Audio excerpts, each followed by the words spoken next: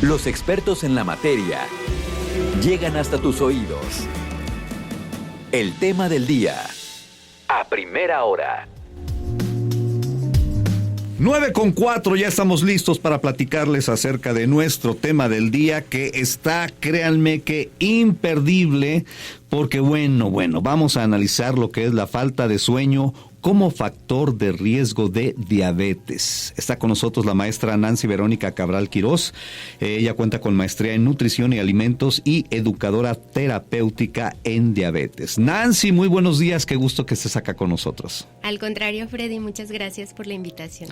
Oye, es que esto que suena, yo creo que muchas veces no nos ponemos a analizar este punto, ¿no? O sea, la falta de sueño como factor de riesgo de diabetes, cuando sabemos que hay muchos otros factores, ¿no? Pero el asunto del sueño, ¿qué tal?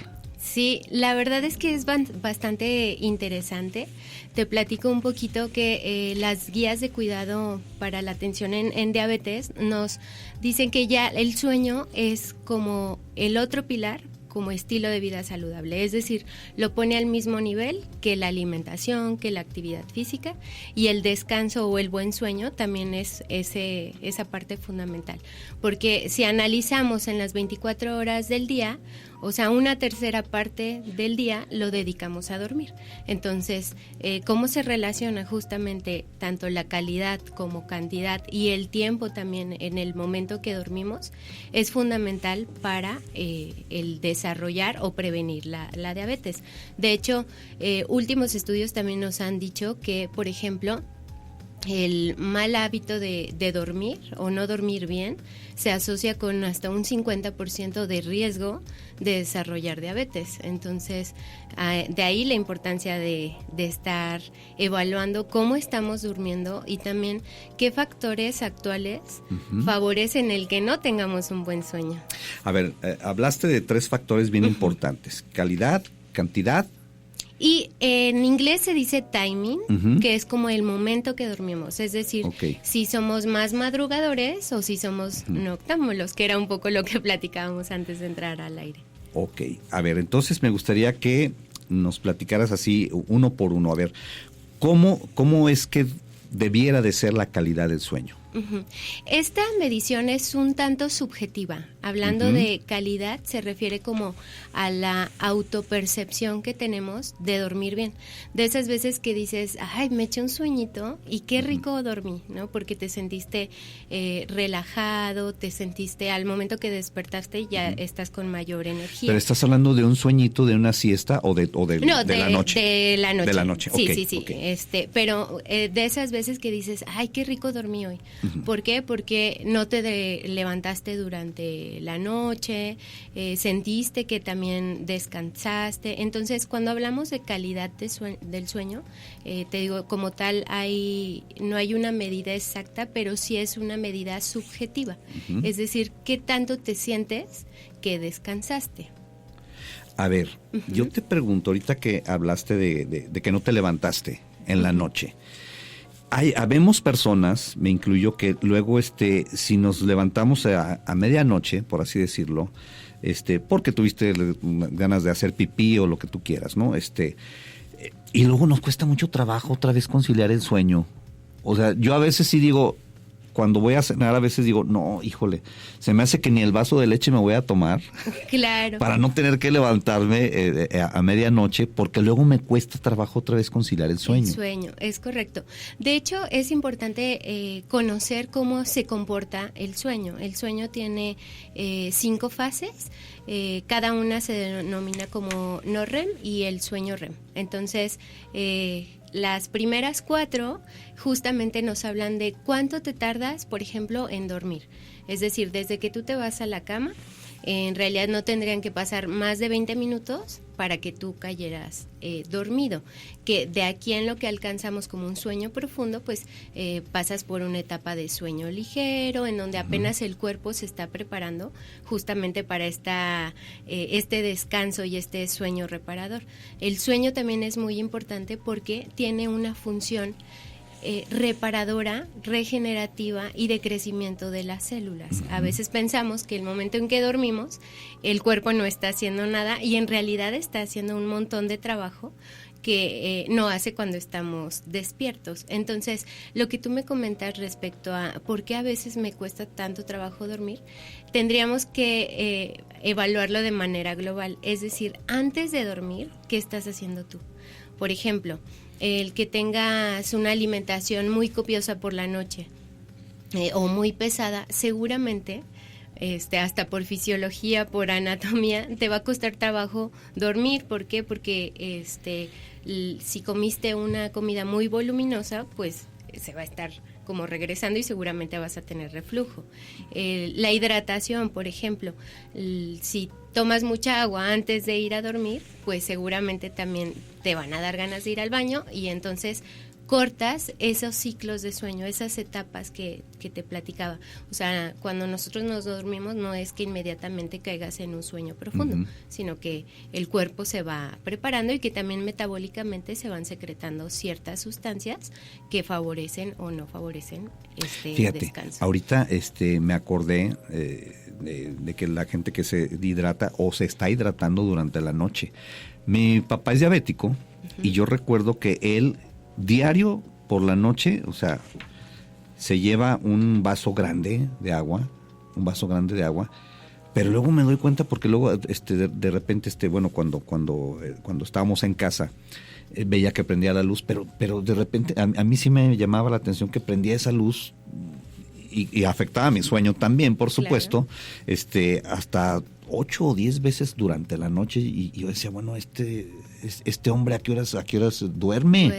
Claro. O sea, yo entiendo que pues es diabético, que tiene sed, pero ¿hasta qué punto es normal una conducta nocturna así?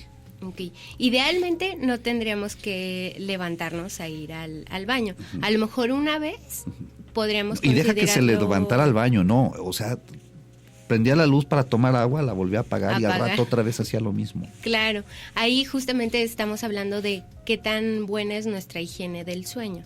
Entonces, bueno, retomando un poquito, te digo, no sería adecuado levantarnos muchas veces al baño.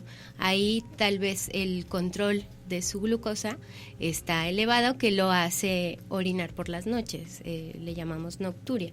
Entonces eso no sería como adecuado. Pero por ejemplo, el que nos activemos también corta estas fases del sueño. O sea, desde que te paras, ¿no? Ya al levantarte de la cama, sí, ya te estás activando, ya te estás ¿no? activando, pero por ejemplo, que prendes la luz, que por ejemplo, hay quienes les da hambre por las noches y empiezan a comer y ahí te digo, ya viene como todo una serie de acciones que cortan el sueño y eso también lo podemos llamar como trastornos del sueño, cuando se altera el ciclo circadiano. Por ejemplo, dentro de los trastornos del sueño está insomnio, apnea obstructiva del sueño, que en pocas palabras es cuando roncamos. Entonces, por ejemplo, es común que en parejas, una de las parejas ronca y en realidad quien tiene un trastorno de sueño también lo desarrolla la pareja que aparentemente duerme bien, pero que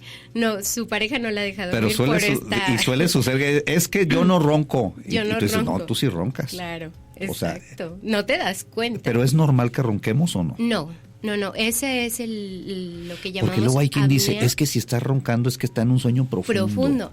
No necesariamente. O sea, la apnea obstructiva del sueño está asociada con obstrucción de las vías aéreas y, por ejemplo, quienes roncan a lo mejor no se dan cuenta, pero no tienen un sueño reparador. O sea, se levantan como aletargados, cansados, con malestares también como en la garganta. Como agruritas y eso, ¿no? O sea, porque, te digo, pues es como considerado como tal. Que hay quienes dicen, me despertaron mis propios ronquidos, ¿no? Ay, disculpa. Sí, es correcto. Entonces, habría que hacer una evaluación de cómo es, o sea, qué es lo que está provocando esos ronquidos. Regularmente se asocia con problemas de sobrepeso, obesidad, y a veces con simples acciones como es elevación un poco de las piernas, cambio en la almohada, de tal manera que las vías aéreas no se obstruyan y por lo tanto no se genere como estos ronquidos que, te digo, no solo la persona que ronca tiene este trastorno, sino muy seguramente quien duerme con él o ella, también desarrolla otro trastorno como pudiese ser insomnio o como tal alteraciones del ciclo circadiano, que el ciclo circadiano pues es este ciclo que los seres humanos y también los animalitos respondemos a los estímulos de luz y oscuridad. A ver, Nancy, yo creo que estamos haciendo mucho hincapié en lo que son los hábitos del sueño, que a fin de cuentas pues va muy ligado con nuestro tema, ¿no? Que si son buenos o no, estos son factores para el riesgo de la diabetes. Yo he escuchado, Nancy, que el sueño son como cíclicos, que lo ideal es dormir en periodos, no sé si de 3 horas y media o algo así, o de 4 horas y media, y que si ya no puedes seguir durmiendo, hay quienes prefieren mejor ya despertarse y levantarse a seguir con esta rutina del sueño. ¿Qué onda con esto? Sí, otro de los componentes de que debe ser un sueño adecuado es la cantidad, es decir, cuánto dormir. Entonces, se estima que las horas adecuadas deberían de ser 7 horas promedio al día y que estas deberían de ser y aquí no continuas. Es más menos, es 7 u 8. O sea, 7 u 8. Por ejemplo, ¿qué nos dice la evidencia científica? Que, por ejemplo, dormir mucho, que sería menos de 6 horas, discúlpame, lo dije al revés. Dormir mucho, más de 9 horas, o dormir poco, menos de 6 horas, es un factor de riesgo para desarrollar ambos. Diabetes. Exactamente, fue como la última evidencia científica, ¿no? O sea, tanto dormir mucho como dormir poco se asocia con el riesgo de desarrollar diabetes. Entonces, por eso como el número saludable sería 7 horas, pero sí deben de ser de manera continua, porque lo que comentábamos en el bloque pasado, el sueño tiene ciertos ciclos, entonces desde que tú te vas a dormir, no es que luego caigas en un descanso profundo, sino que el cuerpo se va preparando, ¿no? Desde que el cerebro, digamos, se va apagando, va preparando también a los músculos, a las células, de tal manera que llegues a este sueño profundo o sueño reparador. Entonces, estaríamos hablando que 7 horas al día sería lo adecuado. ¿Qué es, por ejemplo, lo que recomiendan? Que, por ejemplo, si ya no puedes conciliar el sueño, que estaríamos hablando de insomnio, lo ideal es que mejor te pares de la cama y hagas una actividad que te haga otra vez como llegar al sueño, no que te pongas a lavar trastes o a recoger la casa. ¿Cómo qué podría ser? ¿Leer? Sino, por ejemplo, leer, rezar, independientemente como de... O ver una serie que no te interese. No, eso pues no sería adecuado, porque uno de los estímulos que hace que el cuerpo se active es la luz azul. ¿En donde se encuentra la luz azul? Pues en todos los dispositivos electrónicos, celular, iPad, televisión. Entonces, prender la televisión no sería adecuado.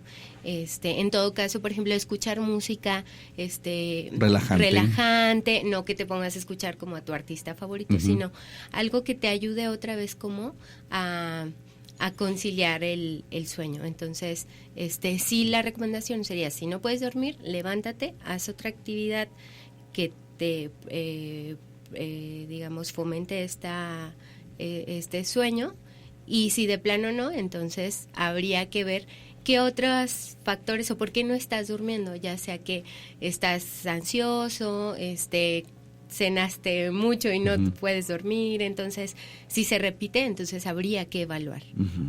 Fíjate, yo recuerdo a uno de mis hermanos que decía, es que no puedo dormir, pero sí me voy a dormir porque no voy a pensar en nada. Y decía, no voy a pensar en nada, es que no estoy pensando en nada.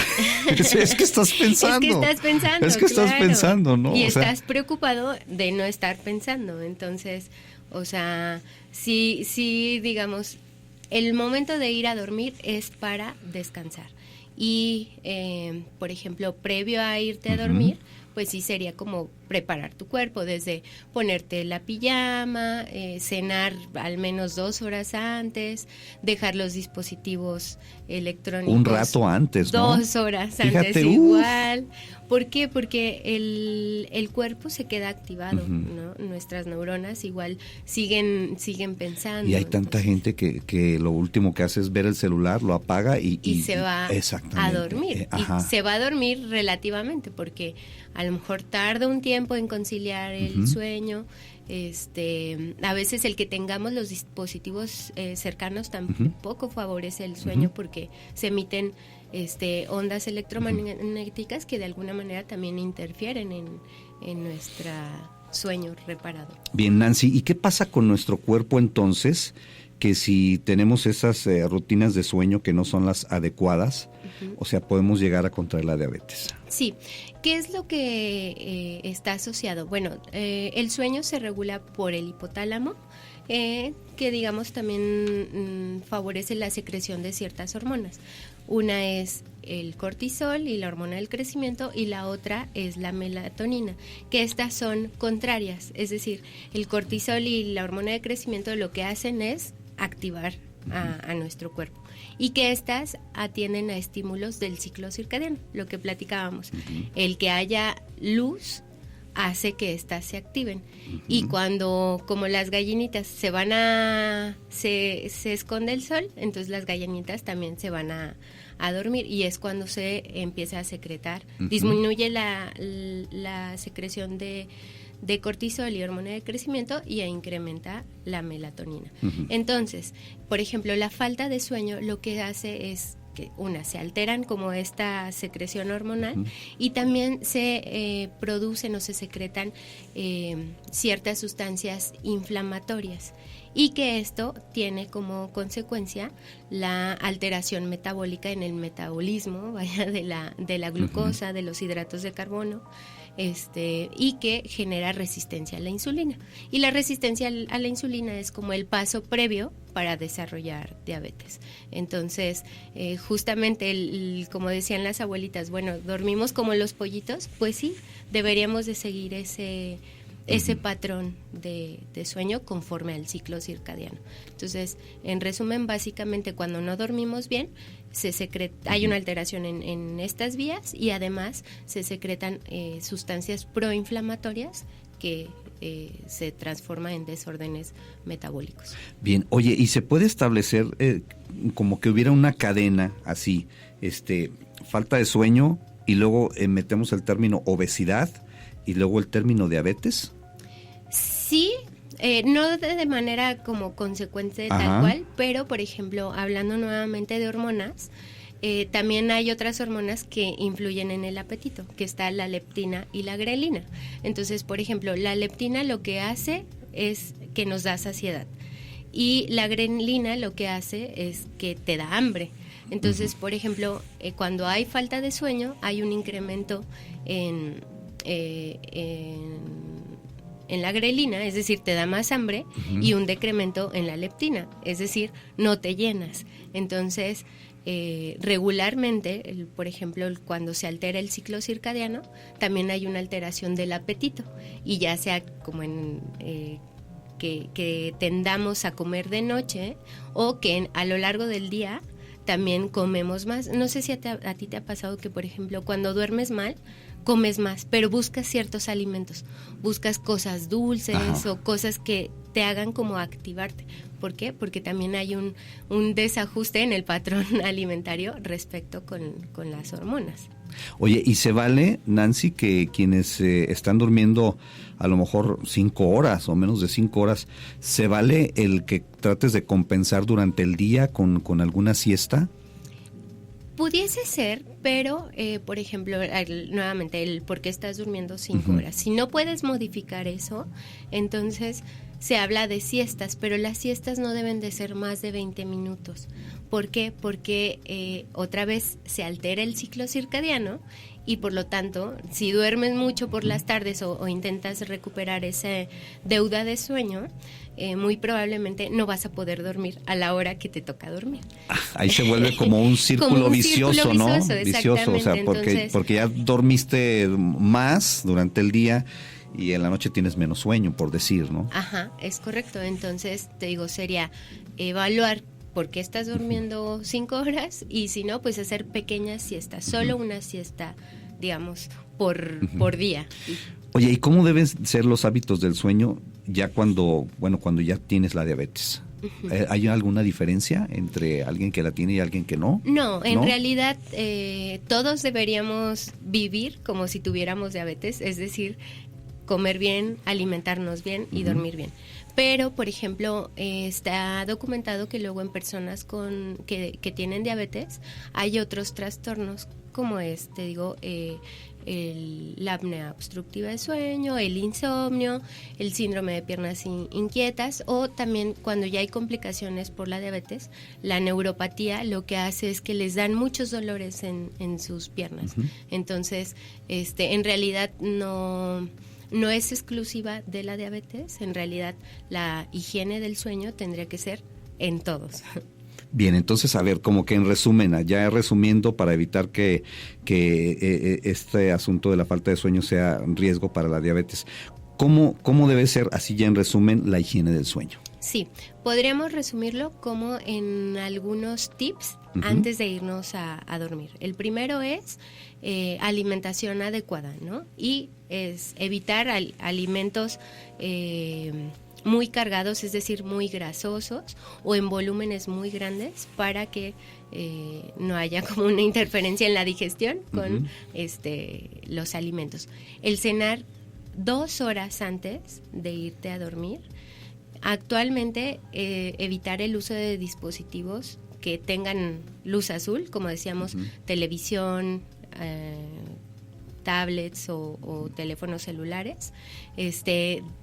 Tampoco te digo como tal el usar el celular y tenerlo junto a la cama sería un mal hábito, al contrario, habría que dejarlo lejos de la cama para ir a dormir.